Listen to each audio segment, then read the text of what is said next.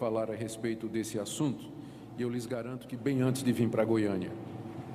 Já de longa data eu observo que determinados descuidos que as pessoas acabam cometendo no que elas falam e no que elas escrevem, terminam por revelar fraquezas ou defeitos de caráter e de conduta, por vezes escondidos. As pessoas tentam ser politicamente corretas e controlar o que elas dizem, o que elas falam, mas de vez em quando alguma coisa escapa que deixa entrever aquilo que de outra forma não seria conhecido. Eu já vejo isso há muito tempo. As mídias sociais que surgiram nos últimos anos, elas aumentaram essa possibilidade. Eu penso, por exemplo, no Facebook, no Twitter e outros meios de comunicação como diários. Eu quando me converti, aos 22 anos, eu tinha um diário. E eu costumava escrever as minhas experiências diárias ali, daí o nome diário. Todo dia eu escrevia alguma coisa. Hoje eu senti isso, hoje eu fiz isso, hoje eu tive tal experiência, mas aquele diário era secreto, era uma coisa minha. Era guardado dentro de uma gaveta, ninguém sabia. Se alguém pegasse aquele diário, ele saberia tudo o que acontece na minha vida, tudo de íntimo que acontecia entre mim e Deus. Hoje em dia não tem mais isso, o diário é o Facebook.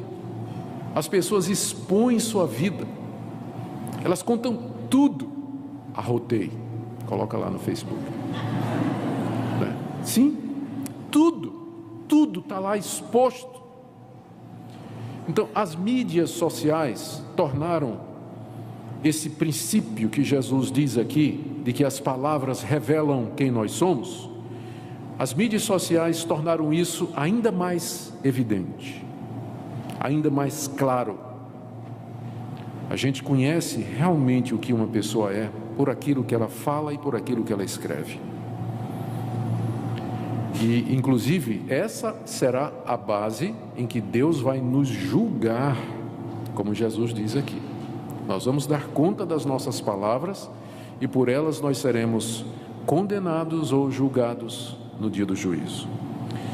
Então, já de longa data eu queria ter falado sobre esse assunto e agora eu entendo que me veio a oportunidade. Deixe-me dizer em que situação Jesus proferiu estas palavras, para vocês não pensarem que eu estou chamando vocês de raça de víboras ou ninhada de cobras.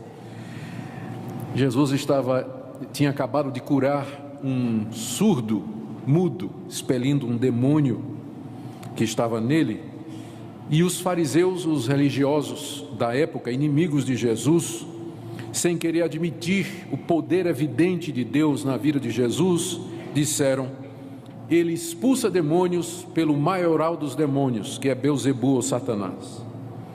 Jesus então se volta e diz para eles: toda palavra, todo pecado ou toda blasfêmia que vocês proferirem contra o Filho do Homem será perdoada, mas aquele que blasfemar contra o Espírito Santo, esse não tem perdão. Ou seja, Jesus queria revelar a verdade a respeito daqueles líderes hipócritas. Eles pareciam santos aos homens. Eles se vestiam de determinada maneira, faziam determinados rituais para dar a impressão de que eles eram íntimos de Deus, mas aquela palavra que eles falaram, esse homem está cheio de Satanás e é por isso que ele expele demônios, aquilo revelou a verdade a respeito deles. Eles não conheciam a Deus. Na verdade, eles estavam caminhando para a condenação. Haviam cometido o que Jesus chama da blasfêmia contra o Espírito Santo. E em seguida Jesus nos diz essas três coisas aqui. Primeiro, que o estado espiritual de uma pessoa se conhece pelo que ela fala. Versos 33 a 35, é quando ele se refere aos fariseus como raça de víboras. Segundo, ele diz que nós daremos conta de cada palavra que nós dissemos. Ele chama de palavra frívola. Nós vamos dar conta destas palavras no dia do juízo. Verso 36. E ele termina dizendo que há somente dois resultados no dia do juízo: pessoas que serão justificadas e pessoas que serão condenadas.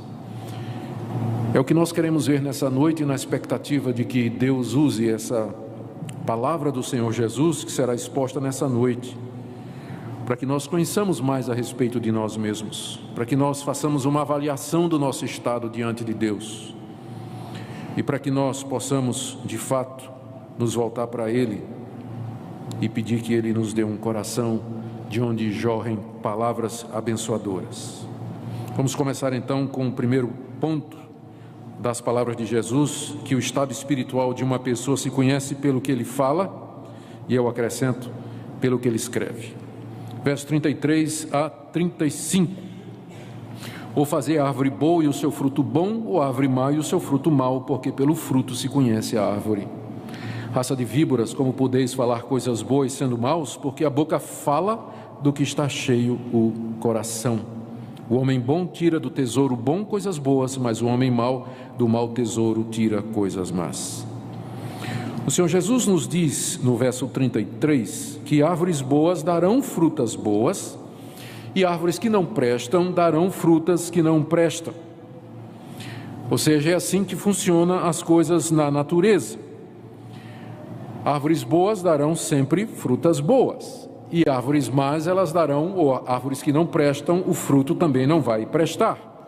Tiago, na sua carta, diz alguma coisa semelhante. Ele diz que fonte de água doce produz água doce, fonte de água salgada produz água salgada.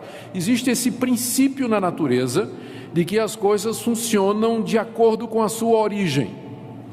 É um princípio que Deus estabeleceu na natureza. Lá no livro de Gênesis, nós lemos que Deus, quando criou o reino vegetal, ele criou árvores que davam semente e fruto de acordo com a sua espécie.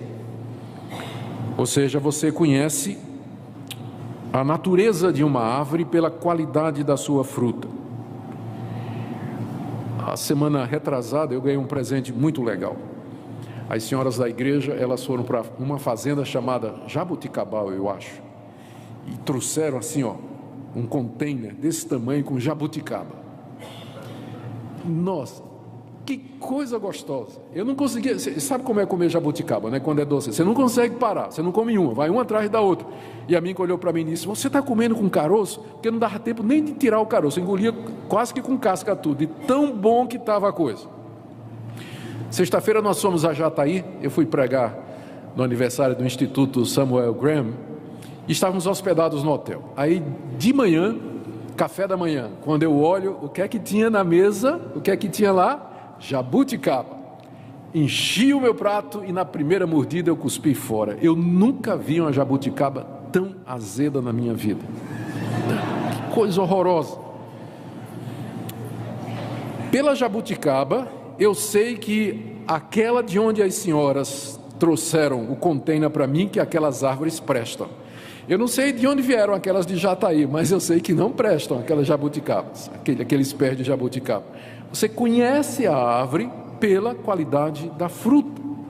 Esse é um princípio que não precisa de demonstração. O que Jesus quer dizer é que as pessoas são assim também. As pessoas são assim também. Pessoas que não prestam, elas vão dar frutos que não prestam. E no caso são ações, mas especialmente palavras. As pessoas podem invernizar o exterior, podem disfarçar um pouco, mas cedo ou tarde, a má qualidade do seu coração vai ficar evidente por aquilo que elas falam, pelas palavras que elas dizem, por aquilo que elas digitam. Cedo ou tarde, as palavras vão revelar que tipo de árvore aquela pessoa é. Esse é o primeiro ponto aqui do Senhor Jesus. E ele traz 3 ilustrações para reforçar o que ele está dizendo. Primeiro, a fruta e a árvore que eu já mencionei, que está aí no verso 33. Pelo fruto se conhece a árvore. A segunda ilustração é de cobras venenosas, quando ele diz assim: raça de víboras, como podeis falar coisas boas sendo maus? A ninhada de cobra, né, se você quisesse traduzir. Víbora é uma serpente extremamente venenosa e tóxica. Da mesma forma que víboras, elas destilam veneno e morte, e elas não podem produzir perfume, alimento, ou garapa, suco de caldo de cana ou qualquer coisa assim. Víbora vai produzir veneno sempre, e assim também Pessoas más, elas nunca poderão dizer coisas que são verdadeiramente boas, espirituais, salvadoras, cheias de graça e que abençoam. Como?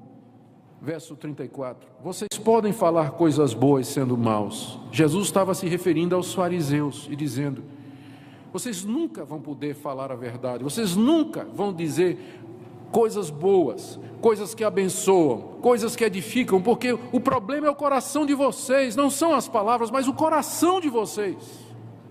Vocês são como uma ninhada de cobras, ou como árvore que não presta, que só dá fruta que não presta.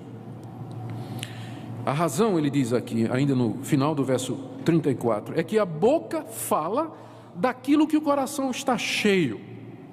E assim ele estabelece uma relação direta entre a boca e o coração. Geralmente a gente pensa que a relação é entre a boca e o estômago, né? Mas Jesus muda a anatomia humana aqui. Ele diz que a relação é entre boca e coração.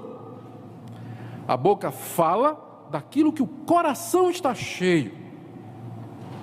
O coração é aquilo que nós somos de verdade, aquilo que nós somos lá no íntimo, que está oculto, é a nossa verdadeira natureza, que as pessoas não percebem.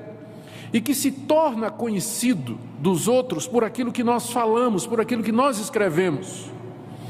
Alguns, como eu disse, até tentam disfarçar o que está no coração, mas cedo ou tarde aquilo que ele é, transborda pelo teclado ou pelas suas palavras. O que revela a verdadeira identidade de uma pessoa não é a sua aparência física, não é o seu status financeiro, mas é aquilo que ele diz, é a sua conversa, aquilo que a pessoa escreve. Uma vez eu li a história de um artista muito famoso que resolveu pintar um cenário que ele tinha descoberto num passeio que ele tinha feito. Eu não me lembro qual foi o país da Europa. E ele então foi para aquele parque maravilhoso com o qual ele havia se encantado, levou lá o seu cavalete, levou a paleta com as tintas, os pincéis. Era um dia belíssimo, ele escolheu um lugar onde tinha um laguinho assim, com árvores frondosas e os raios do sol filtravam-se através das plantas e das folhas e fazendo desenhos coloridos, né? Era muito bonita a cena e ele começou a pintar aquele cenário magnífico. De repente veio um incêndio, começou um incêndio no bosque, algum turista descuidado, enfim, o bosque começou a pegar fogo e de dentro daquele bosque lindo e maravilhoso começou a sair cobra, porco-espinho, rato, aranha.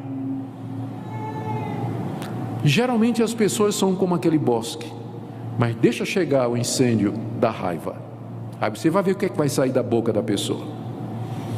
Deixa chegar a contrariedade, deixa chegar o confronto, deixa chegar o desagrado, aí você vai ver que daquele bosque bonito sai cobras e lagartos da boca.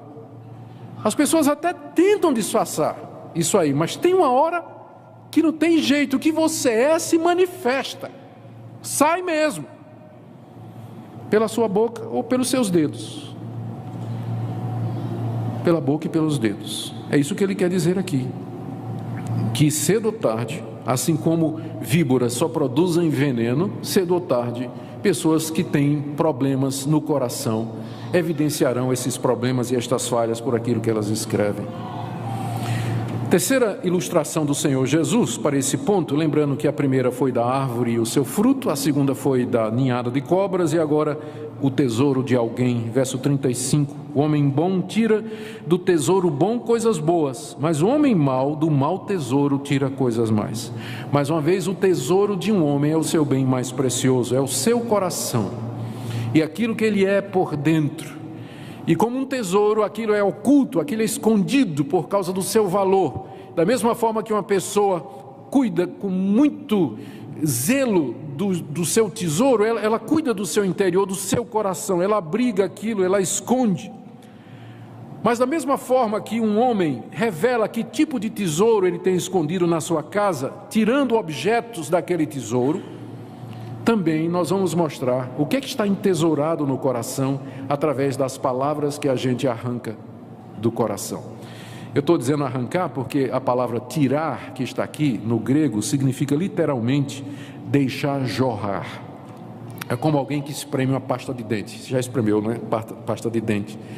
E sai né? Se espreme e sai. Então a ideia é essa daqui: o homem bom espreme do tesouro do seu coração coisas boas, e o homem mau espreme do tesouro do seu coração coisas que não prestam. Homens maus colecionam e guardam coisas no coração, como emoções, memórias, mágoas, de rancor, de vingança, de impureza sexual, e aí eles espremem aquilo ali e estoura e revela o que está dentro dele. Ou às vezes Deus arranca de dentro do coração que está oculto para que a verdade seja conhecida. Da mesma forma, pessoas boas, como diz aqui o Senhor Jesus, colecionam e guardam como a um tesouro coisas boas dentro de si: perdão, alegria, paz, gozo, benevolência, bondade, perdão, misericórdia, e eles fazem isso sair do seu coração e abençoam outras pessoas. Em resumo, o que Jesus quis dizer nesse primeiro ponto, que está no verso 33, 34 e 35, é que as palavras dos fariseus revelavam quem eles eram de fato. Ou seja, eles não conheciam a Deus, eles não eram pessoas salvas, embora tivesse toda aquela aparência. E a aplicação é óbvia. As nossas palavras, semelhantemente, elas podem revelar o nosso verdadeiro estado diante de Deus. Apesar da nossa religiosidade, da nossa frequência à igreja, apesar da nossa tradição, apesar de outros exercícios espirituais que nós façamos, mas o que revela realmente o que nós somos é aquilo que nós dizemos. Vamos agora para o segundo ponto nas palavras de Jesus. O primeiro foi esse, que as palavras revelam o que nós somos. Segundo, no dia do juízo, as pessoas darão conta a Deus de tudo que falaram. Verso 36, digo-vos que de toda palavra frívola que proferirem os homens, dela darão conta no dia do juízo. E eu acrescento, não só palavra proferida, mas palavra escrita também.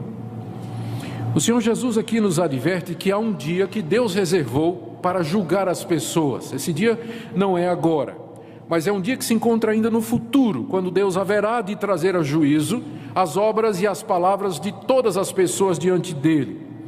Esse será o dia da vinda de Cristo, o final desse mundo, da história desse mundo como nós o conhecemos. É o dia que Deus reservou para fazer justiça, a justiça que tanto nós queremos. Ele reserva um grande dia em que finalmente Ele vai fazer justiça definitiva e completa nesse planeta. E nesse dia, Ele diz aqui, Ele vai cobrar de cada pessoa o uso das palavras. Jesus diz que Ele vai pedir contas de toda palavra frívola. Frívola, literalmente, no grego, significa inútil. Palavra inútil, palavra que não serve para nada. Palavras, portanto, que não abençoaram, não edificaram, não ajudaram. Todos nós haveremos de dar conta das palavras. E é interessante que, na primeira parte, o Senhor Jesus foca nas palavras más, palavras destruidoras, mas aqui na segunda parte ele diz que Deus vai cobrar também palavras frívolas. Ou seja, não há meio termo. Se você diz assim, não, eu não digo palavras que destroem a vida dos outros, a resposta é, mas você não diz nada que abençoa a vida dos outros. Essa é a palavra inútil, a palavra frívola. A anemia. Anemia, qual o perigo da anemia? O perigo da anemia, a anemia não é agressiva, o perigo da anemia é que ela é falta de alguma coisa. Ela falta ferro, falta cálcio, é anemia, eventualmente ela vai matar. Ela não é agressiva em si, mas ela é a falta de alguma coisa. Palavras frívolas, elas podem não agredir, mas o problema com elas é que elas são inúteis. E como tal, aí reside o seu perigo. Deus vai julgar as pessoas, então, de acordo com as palavras que elas disseram, e eu acrescento, escreveram. E naquele dia, porque é o dia do juízo, não haverá misericórdia. De nada vão valer desculpas que nós costumamos usar aqui. Por exemplo, eu sou uma pessoa muito sincera, né? Eu sou uma pessoa muito autêntica, eu digo o que me vem na telha, eu digo o que me vem na cabeça. Outros dizem assim, não, eu sou muito espontâneo, eu falo assim, eu digo, sou muito sincero, eu sou extrovertido, é assim que eu sou. Outros dizem assim, não, mas eu não tinha intenção, Eu estava só brincando. Era uma suposição. Já ouvi gente dizendo assim: é bom eu ser assim, pastor, porque aí eu estouro e logo passa. Mas venha ver o estrago que seu estouro fez. Já viu o estrago que uma explosão faz? Né? Venha ver o estrago que a sua explosão fez. Naquele dia, as palavras, elas vão revelar o que nós somos. Por exemplo, pessoas que falam mal de outras, conta vantagem, fala o que não deve, que se compara, que critica tudo, revela o quê? Que é uma pessoa arrogante. É uma pessoa arrogante, é claro que é. Porque ela fica falando mal de todo mundo, contando vantagens sobre os outros, comparando-se com outros e critica todo mundo. O que é que isso revela? Arrogância. Ou pessoas que falam sem parar, que falam o que não deve, que diz que é extrovertido, que é espontâneo, que fala tudo assim. O que é que isso revela? Falta de domínio próprio. Essa pessoa não tem controle, é descontrolada essa pessoa. Ou uma pessoa, por exemplo, que expõe sua vida, da sua família, a vida dos seus filhos, do marido, da mulher no Facebook. O que é que isso revela? É um bobo. Falta de sensatez. Falta de sensatez. Pessoa que se expõe. Uma pessoa que fica tirando selfie o tempo todo, né? Selfie. É aquele autorretrato, selfie. Fica tirando assim, tá. Está cheio disso no Facebook. O que é que isso revela? É inocente? Não. Vaidade. Um selfie vai lá, mas 10?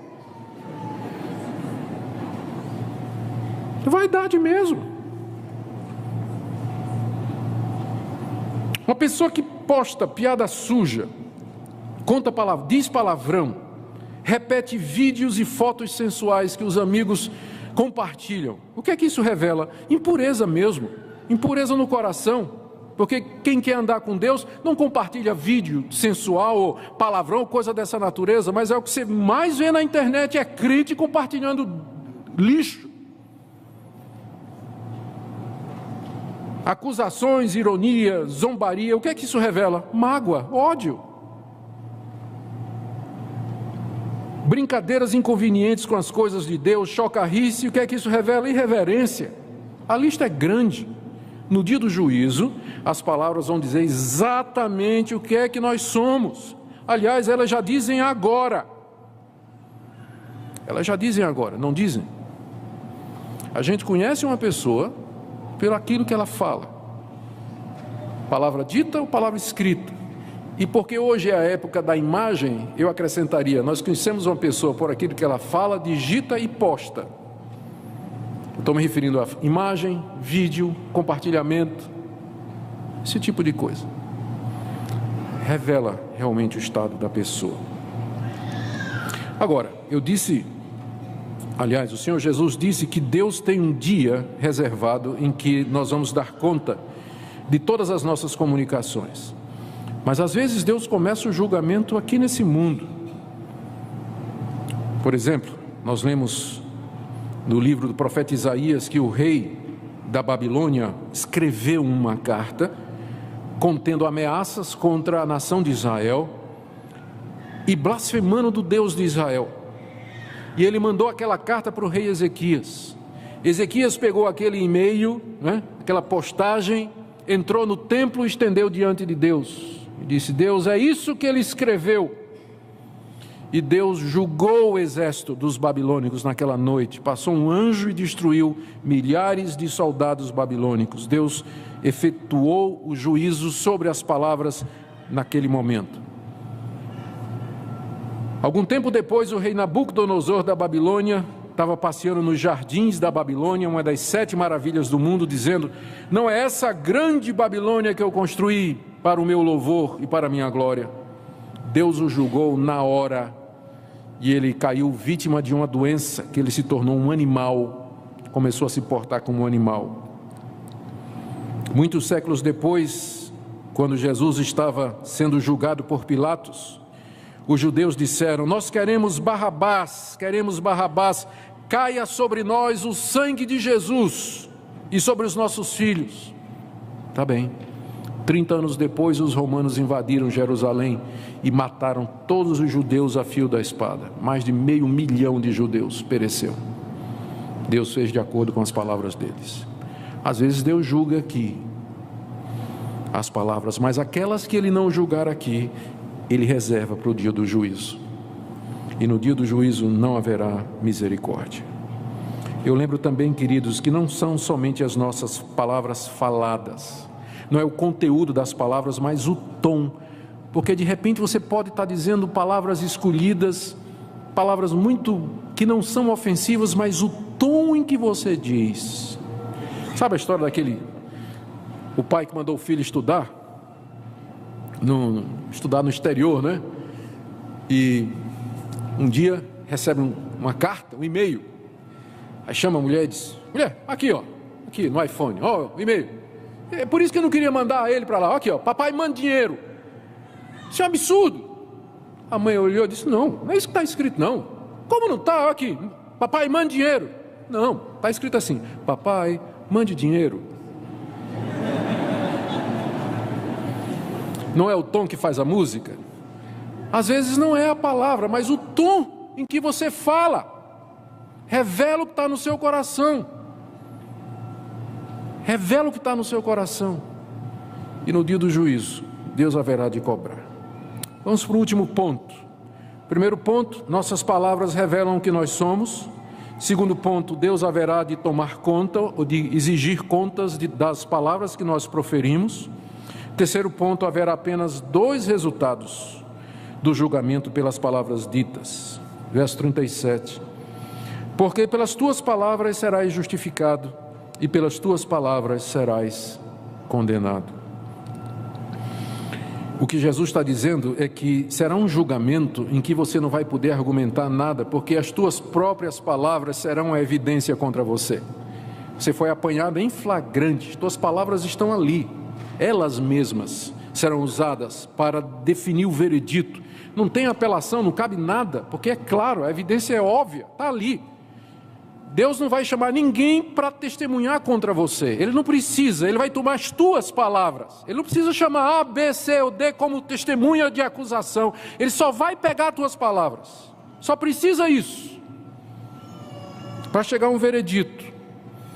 E o veredito só pode ser justificado ou condenado.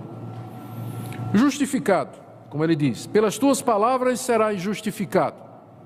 Não que o que eu falo me salva, mas o que eu falo mostra que eu fui salvo. Mostra que eu tive um coração transformado, um coração mudado, um coração orientado agora para Deus e para o próximo. É verdade que eventualmente, mesmo uma pessoa crente, ela pode dizer uma bobagem, mas ela se arrepende da bobagem. Ela sabe que ela falou o que não devia, disse o que não devia, no tom que não devia. Uma pessoa que foi regenerada, nasceu de novo, as suas palavras tendem a ser palavras que revelam um coração arrependido, um coração quebrantado, um novo coração, que ela é uma nova criatura. Então no dia do juízo, estas palavras que ele falou serão apenas a evidência de que ela tem um coração que foi perdoado e regenerado. Deus mudou o seu coração.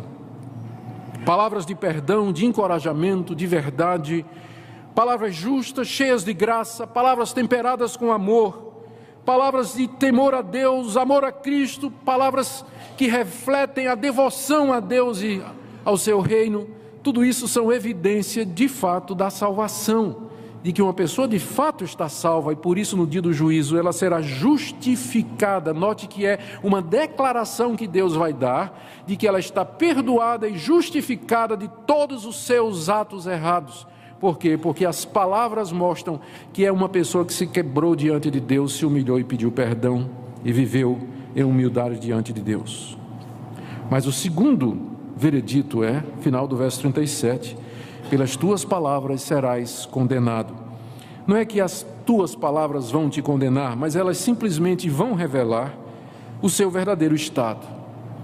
Que você de fato nunca conheceu a Deus, que o seu coração nunca foi mudado, que o seu tesouro era má, que a raiz da árvore, a seiva que corria dentro de você não prestava. E a prova são as suas palavras. Crítica, sujeira, malícia, mentira, calúnia, acusação, zombaria, escárnio, a lista é grande. Deus não precisa chamar ninguém para lhe condenar, Ele só vai tomar suas palavras. E a condenação aqui representa o sofrimento eterno, declarado culpado, e a sentença é o sofrimento eterno, longe de Deus e da sua glória. Queridos, eu quero terminar aqui, fazendo algumas aplicações para nós, e eu peço a sua atenção. Quando nós nos mudamos para a nossa casa lá em São Paulo, alguns anos depois, a Minca plantou um pé de uva, uma parreira. Quando as primeiras uvas começaram, que coisa ruim, não servia nem para suco. Pense numa uva amarga, azeda. Os anos foram passando e hoje é uma das uvas mais docinhas que eu conheço. É quando chega em casa, tem aqueles cachos pendurados logo na entrada da casa. É uma delícia. Ou seja, era uma árvore ruim, mas ela mudou. Ela hoje produz fruto bom. A mesma coisa pode acontecer com você. Deus pode mudar seu coração e mudar a sua vida, mas para isso é preciso que primeiro você seja honesto e se avalie. Pense nas mentiras, na falta de controle, no ataque a outros, críticas, fofoca, palavrão, bobagem, palavra inútil, exposição em público, fotos compartilhadas, vídeos compartilhados, exposição de si mesmo. Será que isso não revela uma coisa mais profunda? De que o seu relacionamento com Deus, na verdade, ele ou não existe, ou se existe, está precisando mudar seriamente. Já pensou de que talvez estas coisas revelem que você nunca nasceu de novo? Que você precisa se arrepender, se converter, porque estas coisas lhe parecem naturais, elas brotam do seu coração, não é verdade? Elas saem naturalmente. O problema não são as palavras, mas a origem delas, o seu coração, que precisa ser mudado. O caminho só tem um, é o arrependimento sincero. É chegar diante de Deus, reconhecer o seu estado e dizer: Deus, eu reconheço que as minhas palavras indicam que alguma coisa está errada no meu relacionamento contigo, e hoje eu quero pedir perdão e pedir que o Senhor me mude, que o Senhor conserte a minha vida, que o Senhor me transforme e dê evidência de arrependimento. Tipo assim, vá consertar o que for possível. Talvez você magoou alguém, você ofendeu alguém, você destruiu a reputação de alguém, você mentiu. Vá pedir perdão. Talvez você tenha que apagar vídeos e fotos do seu perfil. Talvez você tenha que bloquear gente que fica encaminhando esse tipo de sujeira para você. Ore a Deus por uma mudança profunda em sua vida. Porque se seu coração for regenerado, você nem precisa se preocupar mais com as palavras, elas vão brotar naturalmente. Quando a graça de Deus me alcançou aos 22 anos, antes da minha conversão, de 5 palavras que eu dizia, 6 eram palavrões. Daí você imagina, né? Direto. A gente se juntava para falar mal dos outros, para falar contar as aventuras, não é? Emocionais que nós tínhamos, contar vantagem.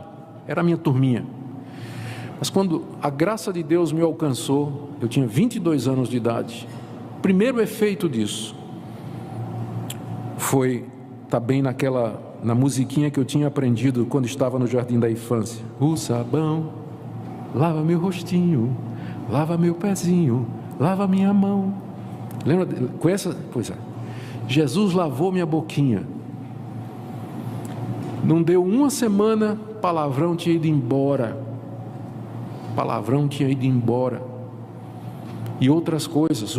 A questão não era o palavrão, o problema é que a fonte foi mudada, o coração foi mudado, foi transformado, e as palavras acompanharam a mudança do coração. Peça a Deus que lhe dê um novo coração. Você está procurando namorado? Está procurando namorada? Não se impressione pela aparência. Converse com ele, converse com ela. Se de repente vai ter uma surpresa, o cara é um gatão, um galã, mas é um bobo. fala bobagem, só tem porcaria na cabeça e pensa que é o dono do mundo. Conversa com ele 10 minutos e você vai ver. Não se impressione com a aparência dele ou dela. Vá conversar. Gaste. Por isso que o namoro cristão diz tanto, né? Você tem que conversar. Tem que conversar, gastar tempo conversando. Senta na sala, não precisa papai e mamãe de lado, nem a irmãzinha. Mas senta na sala, vamos bater papo, vamos conversar. Vamos falar sobre as coisas da vida e de repente você vai dizer, o que ele tem de bonito, ele tem de tolo. Você vai chegar a essa conclusão. E beleza não põe à mesa. E não faz casamento feliz, pode ter certeza disso. Você com certeza vai preferir um homem feio, mas sábio. É o que não falta, homem feio, mas sábio. É isso que vai fazer você feliz, vai manter você no casamento. Está procurando amigos? Não se impressione com status. Está procurando relacionamentos? Não se impressione com a aparência. Converse, ouça o que a pessoa diz. E aí você vai saber o que está no coração, de verdade. O que fazer quando nós encontramos irmãos cujas palavras, imagens, fotos e vídeos revelam que algo está errado no coração? Agora vamos inverter. Não estou falando agora de você. De repente você encontra pessoas da igreja, pessoas da família, irmãos em Cristo, cujas palavras revelam que alguma coisa está errada no coração. Eu vou dizer o que é que você vai fazer. Primeiro, você vá conversar com aquela pessoa em particular. Se preciso, imprima o que ela escreveu e vá conversar com ela. Entre você e ela, converse com aquela pessoa. Vá em oração, pedindo que Deus lhe dê graça e sabedoria. Jesus disse que se nós fizermos isso e a pessoa nos ouvir, nós ganhamos aquela pessoa. Pessoa, que privilégio, ganhar uma pessoa para Cristo. E lembre que quando você for conversar, o foco não é tanto as palavras que foram escritas, mas o coração, porque as palavras apenas revelam o que tem no coração. O foco vai ser o coração. Se necessário, fale uma segunda vez, leve mais 2 ou 3 pessoas se não tiver mudança. E finalmente, se necessário, busque ajuda pastoral para essa pessoa, mas não desista de uma pessoa. De repente as palavras simplesmente mostram que ela está desesperadamente precisando de ajuda. Ela precisa de ajuda e não de condenação. E nós devíamos ajudar. E eu termino aqui perguntando, queridos, diante disso aqui, quem de nós, como nós fazemos com isso aqui? E eu estava orando a Deus e perguntando, Deus, como é que eu relaciono isso com o Senhor Jesus? Porque eu não quero falar na igreja esse tipo de mensagem que ou vai levar as pessoas a serem legalistas, querer fazer isso na força da carne, ou vai fazê-las se sentir lá embaixo e às vezes desesperadas. Outros não vão sentir absolutamente nada, eu sei disso. Mas que tipo de esperança eu posso trazer? E aí hoje à tarde me veio as palavras do Senhor Jesus em João capítulo 15, de 4 em diante. Como é que nós podemos dar o fruto, a fruta boa que revela o coração bom, não por nós mesmos? Olha o que disse o Senhor Jesus, João 15, de 4 em diante: permanecei em mim, e eu permanecerei em vós. Como não pode o ramo produzir fruto de si mesmo, se não permanecer na videira, assim nem vós o podeis dar, se não permanecerdes em mim. Eu sou a videira, vós os ramos. Quem permanece em mim e eu nele, esse dá muito fruto, porque sem mim nada podeis fazer. Eu sou a videira, vós os ramos.